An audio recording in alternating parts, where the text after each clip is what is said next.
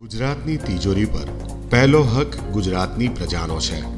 ભાજપની સરકાર ઉત્સવોમાં મુખ્યમંત્રીના પ્રસિદ્ધિ અભિયાનમાં ટાટાને ₹33,000 કરોડની રાહત આપવામાં, વાઇબ્રન્ટ સમિટમાં એમઓયુમાં કરેલી ખેરાતમાં અને કેગના અહેવાલ પ્રમાણે ₹43,000 કરોડના ભ્રષ્ટાચારમાં અને મોટા ઉદ્યોગોને અબજો રૂપિયાની ટેક્સની રાહત આપવામાં પ્રજાના ટેક્સના પૈસા વેડફે છે।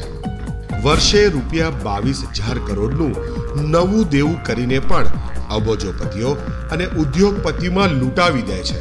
ગુજરાતની પ્રજા વર્ષે ₹51,000 કરોડના ટેક્સ ભરે છે, તો એ પૈસાનો લાભ ગુજરાતના આમ આદમીને મળવો જોઈએ કે નહીં?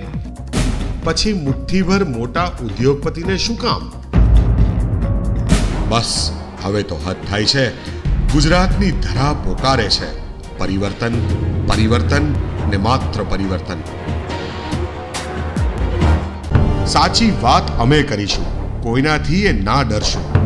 અમે ગુજરાતી છીએ અને અમે પરિવર્તન લાવશું। ગુજરાત પરિવર્તન પાર્ટી।